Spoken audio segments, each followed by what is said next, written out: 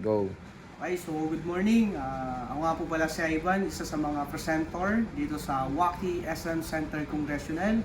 So meron po akong isang kasama dito na magbibigay po siya ng testimonial about sa paggamit po ng 2073B High Potential Therapy. Pakilala po kayo, ma'am. Good morning, ako po si Carmelita Arroyo ng Project 2, Quirino District, Quezon City.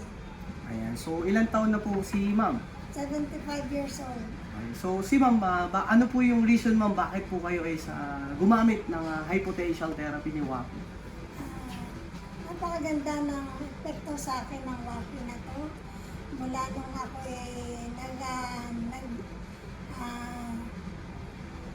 pumunta rito sa lugar na to at gumamit ng Waki, nakita ko yung improvement ng aking health. Kasi ako ay dating stroke patient, 2019. At nagpapasalamat ako dahil sa rami ng nanak kong mga gadget na makakatulong sa akin. Itong Waki ang nagbigay sa akin ng kasagutan sa matagal ko nang nahanap na improvement sa aking physical na katawan, aking health. Maraming salamat dahil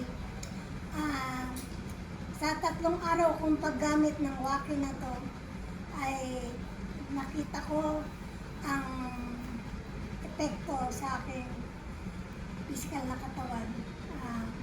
Na-cleanse ang aking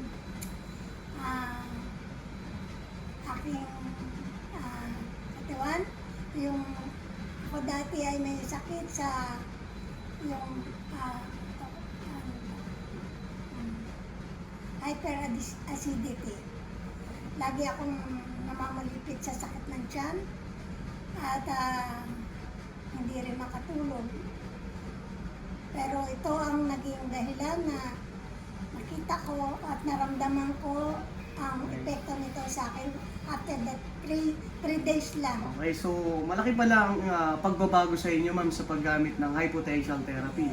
So bilang presenter ma'am, ako po ay nagpapasalamat dahil isa po kayo sa mga customer po namin na nagbigay po ng testimonial para sa mga karamihan po sa mga hindi pa nakakapag-try. Ma'am, ano po ba yung pwede mong ma-suggest or masabi sa mga kawaki natin na hindi pa nakakapag-try ng therapy? Masasuggest ko lang sa inyo sa dami ng mga gadget na aking puntahan at nasubukan. Suggest ko sa inyo ay subukan nyo ang Waki, napakaganda at napakabilis.